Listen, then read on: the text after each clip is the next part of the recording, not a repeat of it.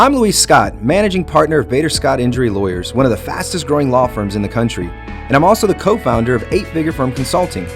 I've successfully built multiple companies by focusing on leadership, operations, and culture. Using these principles, my companies have generated close to $100 million in revenue. But before any of this success, I started my legal career as a receptionist, and I worked my way up to becoming managing partner. In each episode of this podcast, I sit down with leaders and entrepreneurs who have had the guts to step out on their own and the courage to face adversity. They share with us their tips for achievement, the challenges they have faced, and the glory of success. I welcome you to the Guts and Glory Show.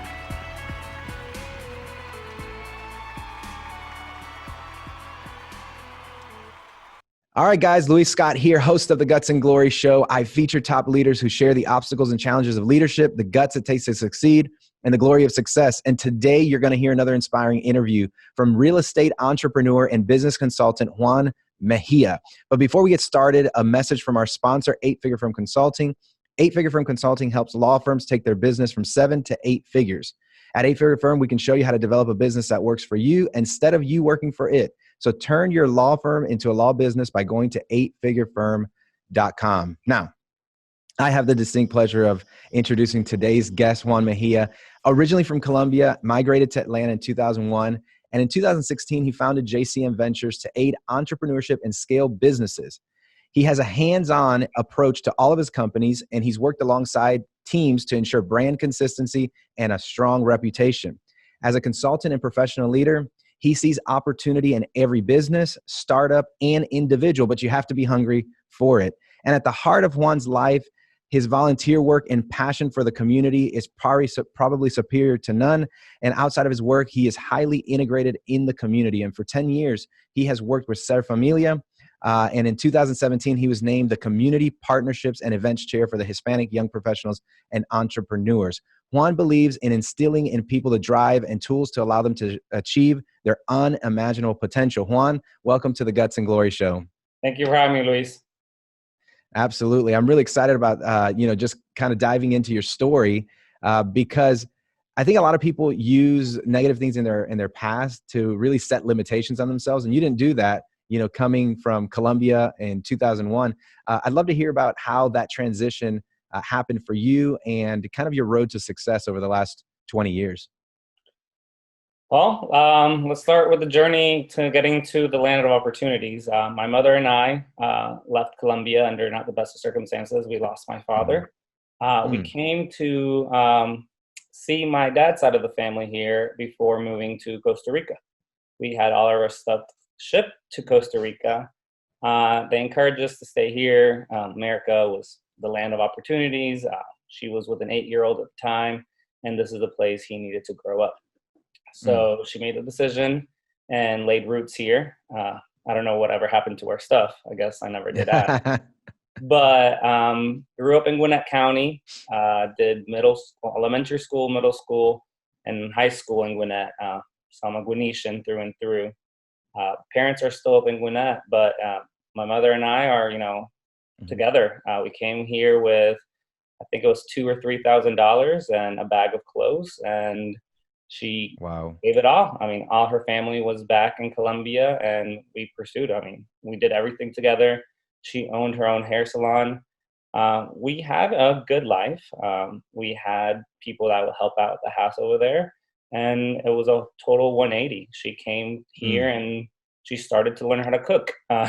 She would make, typical small dishes or a dessert there, but she had to learn how to cook here. And then not only that, but be the nanny or be the cleaning lady. So it really just put a perspective on, you never know what the world's going to do. So I think that really gave me a perspective of never burning a bridge, because the world could flip just like that.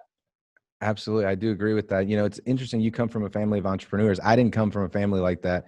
My mom didn't work. She stayed at home, and my dad was, he was a pastor of a church. And so going in and starting my own business was very challenging. So I'm curious, what did you hear growing up from your mom that really inspired you to be an entrepreneur yourself? I don't think she ever considered it entrepreneurship. She was with one family. I mean, she nannied for them forever, and the kid got to a point where he didn't need a nanny. He was in school age. So she transitioned into leaving the child care part and cleaning the house. But she was the best at what she did. I mean, to the point where the family did not want to let her go. So she was always be the best of what you're going to be. I mean, it doesn't matter what you do, but just be good at it, because that shows your determination. Be hungry for more. Don't be afraid to raise your hand. Um, don't be afraid to take the opportunity. You may not know it all. However, leveraging your network and that support system we all are surrounded by can allow you to learn on the job and get to the next level. Absolutely. You know, the thing is that a lot of times we don't know how the road is going to take us to where we're supposed to be. And you just have to keep working hard along the way. Now, I know that you have a finance background, but yet you do commercial real estate. So I'm curious how you made that transition from finance to commercial real estate, and what got you really excited about real estate?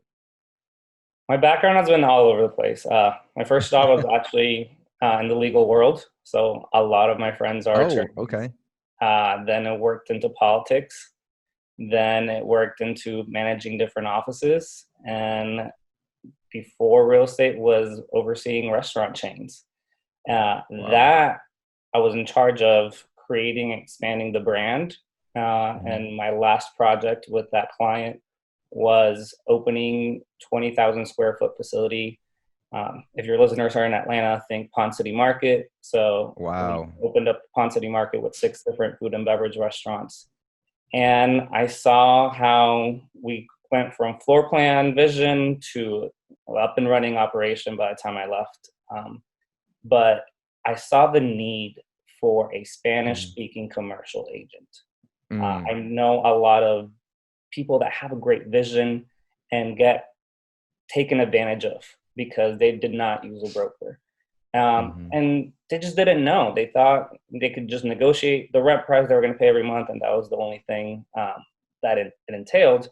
But I just, I'm a big, I have a soft spot for, like you said, the entrepreneur and making sure that they have their foundation steady, because that's the only way they Mm. can really grow. And I couldn't Yeah. do my consulting part and go in to a business when I knew that lease was faulty to begin with. And how could I grow with not a good foundation? Right. So I embarked on getting a license in the commercial real estate realm, and that's how I got into commercial real estate. So I've been in there for about 2 years on the brokerage side, and obviously for about 7 years on that expansion for the food and beverage restaurants.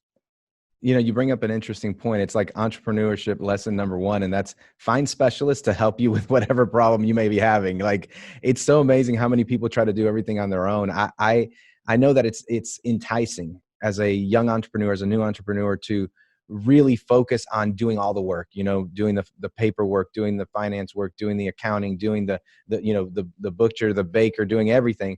But really, the more you can leverage people that are specialists, the faster you can grow. In what ways do you provide that leverage for people in the real estate market, and just in consulting in general? It's more on the consulting side. On the Hmm. real estate market, I bring in, I deal with lease, I deal with negotiations. You make the decisions. I could advise you, hey, you're overpaying for the lease, but as you know, the CEO entrepreneur, if you tell me to move forward, I will go forward with your advice. On the consulting side is where I really get to be hands-on. Just most recently, my newest client is a nonprofit. The CEO is an attorney, practicing attorney, but he's also the executive director of this organization. He has a lot on his plate, so I go in. Luckily, it's a nonprofit, so P&L is not the priority, but we analyze what processes are in place, and most of the time there is no processes in place. Everything sort of goes Right. into the executive director's inbox, and he's trying to task everything. But he has a team, he has staff, he has contractors, but they weren't being used to the maximum. Hmm. So I sit down with each sort of head of, the curriculum, the funding, the PR and marketing, and say, what can we create so it's not all going to this individual? And Right. we'll have touch bases. So what I do is I'm creating a new role that I leave, and it could be an admin assistant or a director role, but that person can oversee all these 4 people without bogging down. the executive director's time. So it's creating those processes. Yeah, and the thing is creating the process, creating the system where things operate even when you're not around. Moving into your consulting business, what's your approach to consulting? Because I know before we got on the show, you had mentioned that there are different stages of entrepreneurship, and you said some words, and so I'd love you to talk on that a little bit. Like, what are the stages of entrepreneurship, and then what's your approach to consulting? As it relates to an entrepreneur or a business. Let's start with my approach. My approach is learning about not only the industry, not only the business, but also the individual, the mastermind behind it all. Because personalities have a lot to do with it. And what I could tell you may work, may not work for your business partner. Right. So that's where we use people's strengths and weaknesses. And as you mentioned, I'm not here to do everything for you. So my firm has a great team of attorneys, accountants, financial advisors. So I am that sort of third person that is able to introduce, bring experts on, make sure they know what they're talking about, because I think we can all agree that everyone's an expert in everything. But having worked with businesses from start to finish, I can pick up within the first meeting or so if they're just blabbing or if they actually know what they're talking about. Right. On the different stages, after learning who they are, what their goals are, we figure out how to accomplish that. And then we see what stage the business is. Is it in the infancy? Have they even filed and created a legal entity? Or is it just one of those businesses that they got inundated with the work and they're killing it and accomplishing whatever service or product they're providing, but they never had the time to even open a bank account, much less incorporate or create an LLC, whatever that may be. So we work with those infancy, make sure they check all the boxes, their licenses are correct. Some municipalities require specific licenses for specific things. Some do not. Then we go into the growth stage. You're operating, you're good, but you've plateaued. Why did you plateau? Do we need to make an investment? Do we need to bring a CRM for you to really be able to track? And then past growth, once they're established, then how do we really take you to the next level? How do we make you the leading whatever service or product you may be? How are you giving back? Personally speaking, giving back and community is a big part of me. Part of my proceeds go to specific organizations, and I let the client sort of pick which one. I give them a list. It's two-sided. One, it's allowing me to educate this client that may not give back to the community about great organizations that are doing amazing work. And two, it allows me to continue supporting the organizations that I am passionate about. Right. Yeah, absolutely. Now, one of the things that you work on, and I'm assuming that as a consultant, you can help people in all these stages of their business, whether they're just getting started, to creating their vision, to even helping them through all the stages of growth.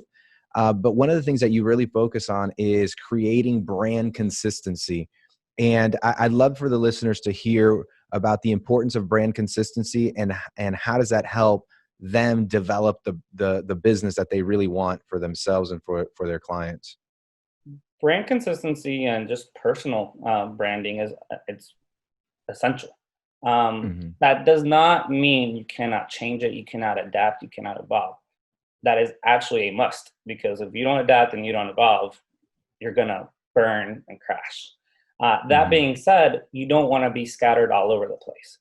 If you are a law firm that handles personal injury, then you may want to be involved in that world. There is no reason for you to try to do something with the EPA or get into a zone and, I don't know, have an office in Tennessee when you don't have any of your staff personnel there to support that case.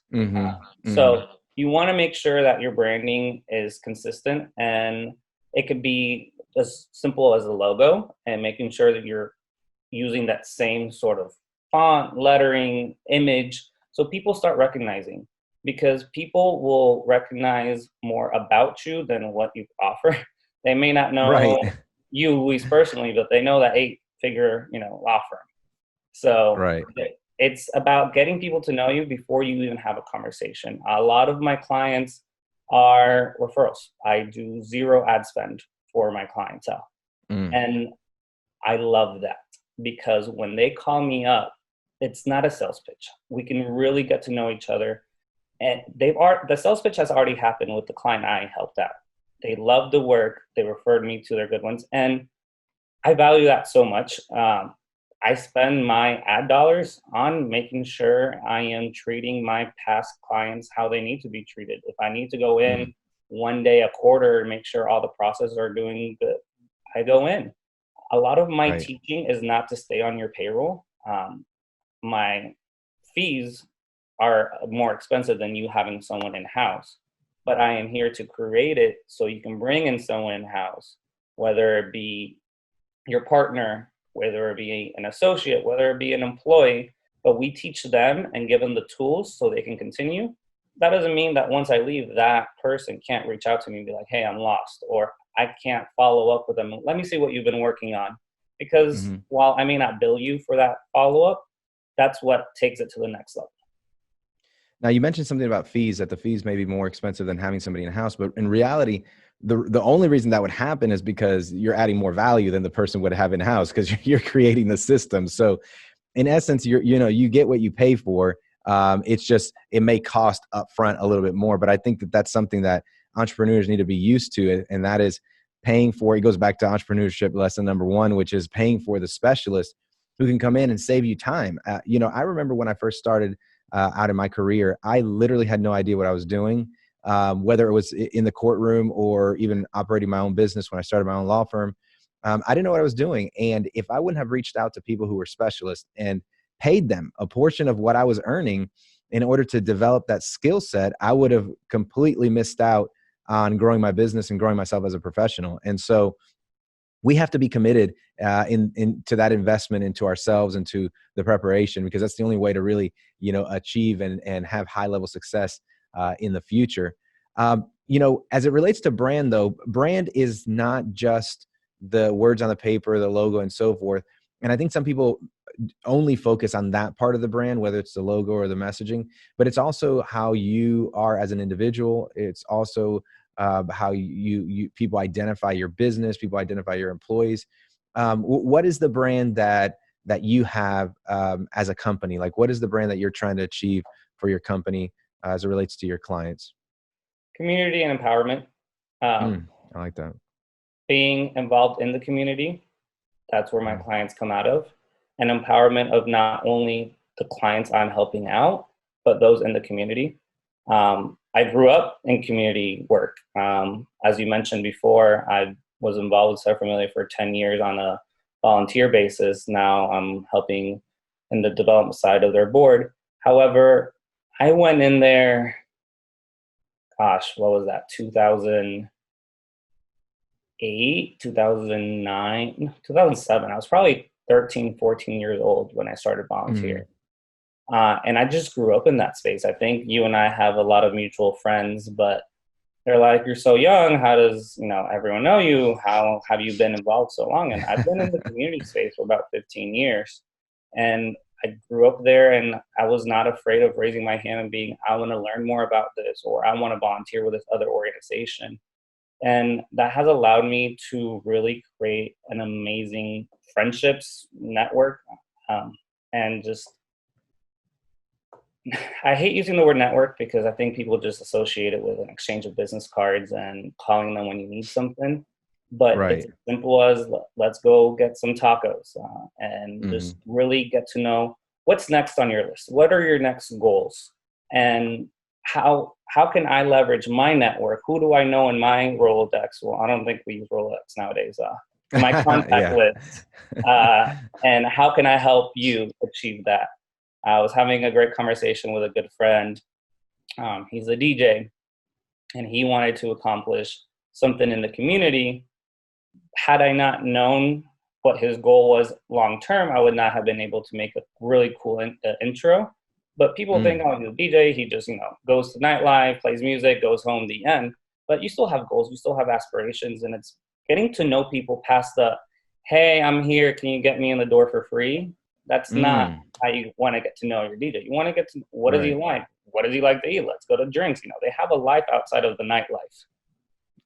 No, absolutely. I mean, those are all good points about networking. For a long time, I thought networking was just a transactional exchange. I felt weird, like networking, because I was like, this is just so, it's not, what's it called? It's not relational, but really networking is relational. And I can just tell, the audience, whoever's listening, everyone does know him. Like everywhere I go, somebody knows Juan. So it's incredible how much of an impact you've already made in the community.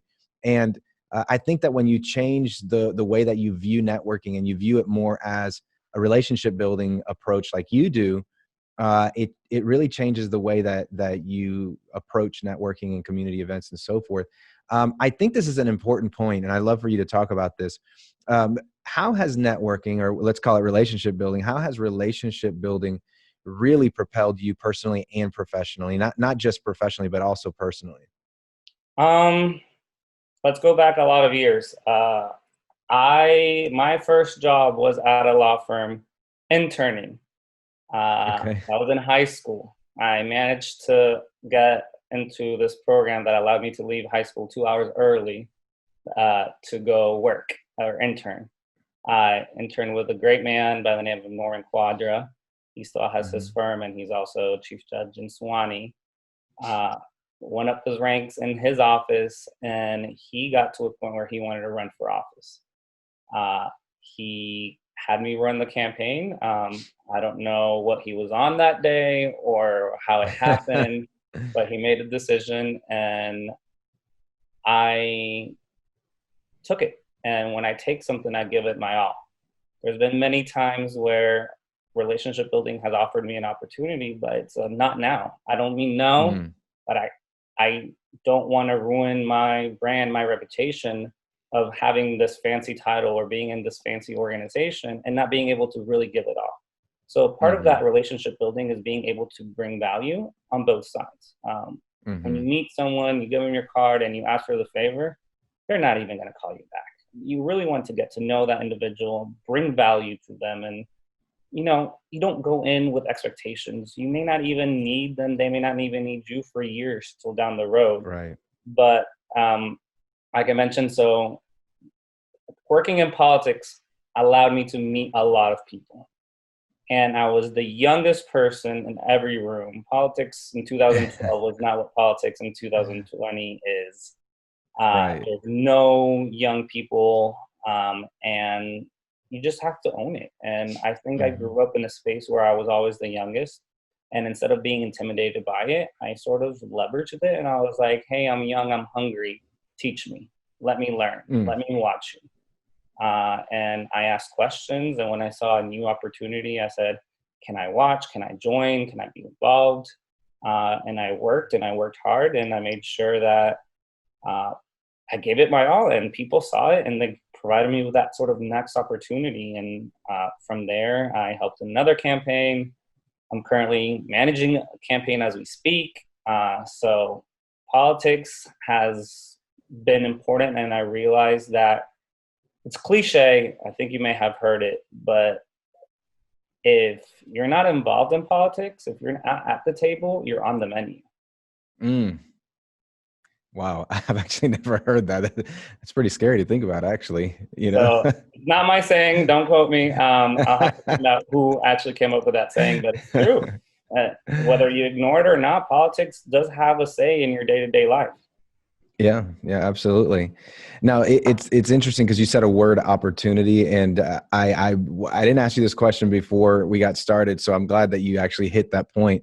I think what relationship building really does, it creates opportunities personally and professionally. And when people ask you, how have you achieved this high level of success at a young age, really the answer is, I have created opportunity for myself. And I think that a lot of entrepreneurs believe that they need the next big idea, they need the next Facebook idea, they need the next big idea, and everything's going to fall into place. And really what they need to focus on is relationship building and looking for those opportunities to get to the next level. In the midst of your success, though, I'm sure there has been struggles. I mean, there's been struggles in the midst of success of all entrepreneurs. And so I'm curious, what is a struggle that you have faced as an entrepreneur in your business, and what did you do to overcome it? And what's the lesson you learned from that? I think you and I can both agree there's more hurdles along the way than what people see. I think Mm-hmm. people portray only the highlights to the external world. They don't Yep. see the sacrifices of family, of dating, of the hours and the money. And I've lost lots and lots of money. So I think Right. I appreciate losing lots and lots of money because it let me not be so channeled into money, money, money. I've learned that money comes and money goes. Mm-hmm. Prefer when money's coming and not when money's leaving. But Mm-hmm. it's not the say all end all of it all. And I use the word all a lot in that phrase. However, a, a perfect example of a big hurdle was I started a marketing agency Mm-hmm. right after the consulting firm. I was trying to think, entrepreneur hat, vertical expansion, what other services can I provide that integrate with what I'm already doing? Had someone that was a good friend, is a friend, and was studying marketing and was good at it. And I was like, let's do this. Let's create the company. We created the company. Work was great. Everyone wanted to hire us. And they were doing well. I got tied up into growing the consulting firm, and they were doing great on the operational side, but the admin day-to-day and sales funnel was lacking. That's a big part of what I was doing, but I was not able to handle both. And I think that was part of me growing up and learning that I can't do it all at once. Right. So it was starting to affect our friendship, and I value relationship more than the end goal of the money.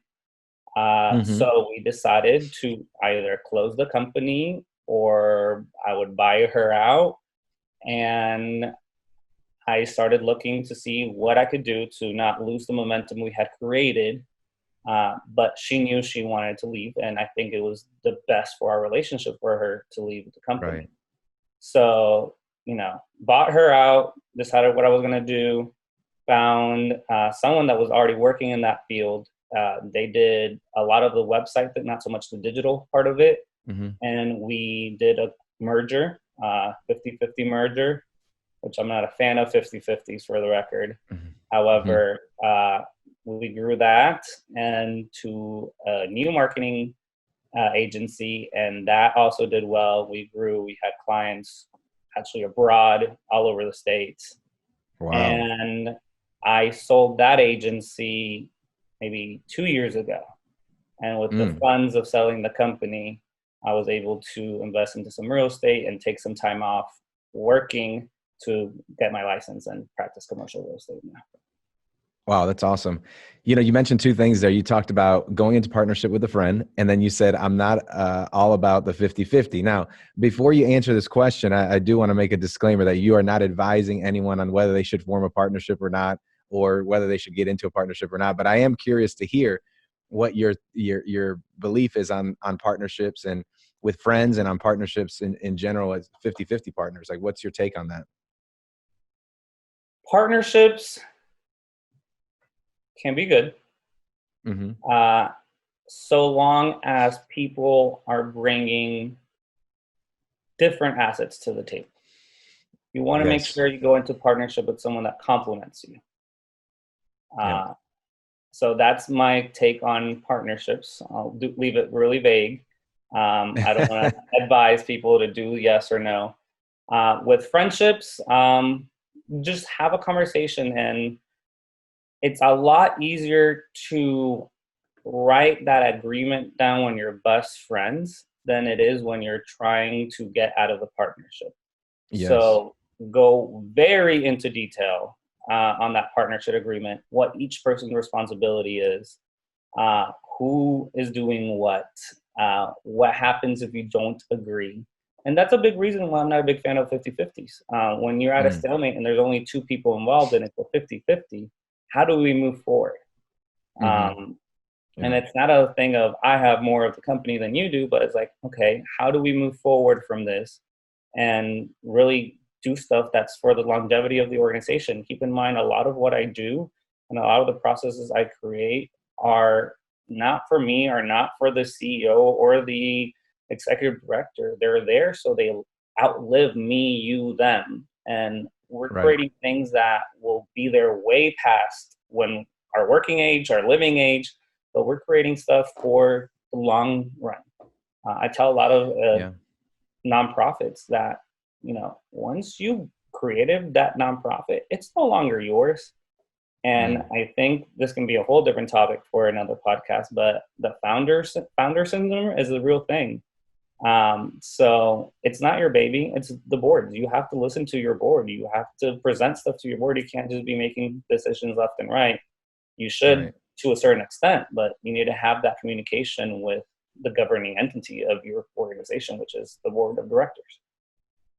I agree with you.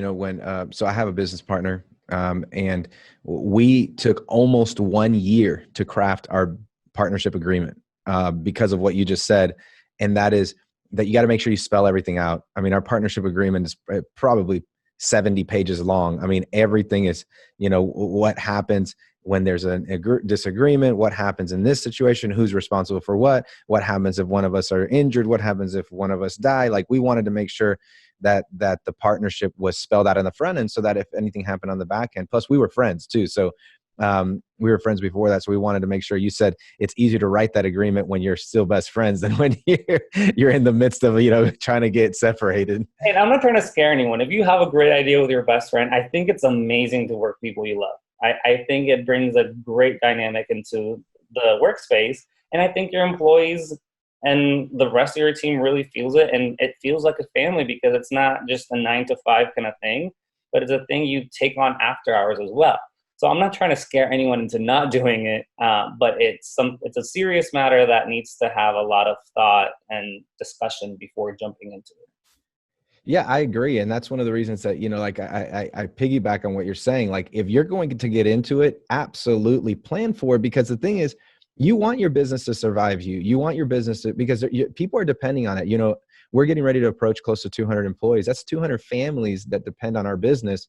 The last thing they need is the insecurity that the business is not going to survive one of us or is not going to survive an agreement. And so I think that it's your responsibility. If you're an entrepreneur and you're getting ready to start a partnership with someone else, it's your responsibility to really hash out all the details of your agreement before there is an issue. And I think if you do that, you're going to be better off in the long run. Now, what's one piece of advice, if you had to narrow down your consultative approach to one piece of advice that you would give a person starting a business, what would that advice be? Do something you're passionate about. Because while doing X can bring you a lot of money and you're good at doing X, you're going to burn yourself out if it's not your passion. And there's a lot of times in the entrepreneur mindset of, why am I doing this? What did I get myself into? I can't survive. There's been moments that I've had very little funds in my account. And it's like, what am I getting into? But then you remind yourself, it's like, I'm not here for the money. I'm here because I love what I do. Yeah. It's funny. It reminds me of a meme you just mentioned about having low funds and having to do all this work. It reminds me of a meme that said that an entrepreneur is the person willing to work 80 hours so that they don't have to work 40 hours. It totally is like that. You're willing to risk everything for yourself, but you're willing to risk very little for someone else. So that's so true. And I love that concept. That kind of makes me think of something else that I've had a conversation with my wife in the past about passion and how do you find your passion? Because you said, do something that you're passionate about.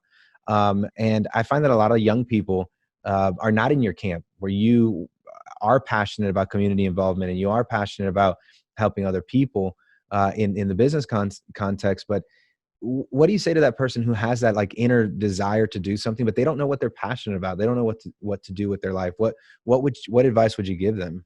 Try it out. Try everything out. Try something until Yeah. it sticks. I think the millennial mindset, I used to do a lot of HR for one of my clients, set up all those processes. But I would just see my age group just jump around from company to company. And it's not attractive when you're hiring, to be quite honest. But you have to try things. And the only way to really understand if you like it or not is to try. I mean, I don't say get in a job and leave it 6 months from there, because you're not even going to learn about your job. And you're sort of just managing what your workload is, understanding what you're going to do the first 3 months. 3 to 6 months, you're starting to learn how to do it. You're not really going to enjoy all the legwork you're putting in. But before you accept a job, make sure it's something that you did your research on. Do an internship, shadow someone for a day or a week. But when you do something, go in and don't just jump around either. So it's a two-part. Try everything and anything under the sun that may interest you, but also don't waste people's time. If you say you're going to try something out, commit to it. A sport, you can't know if you like a sport when you just do training kind of thing. Training is the nasty part of it all. But I guess, I don't know if that answered your question.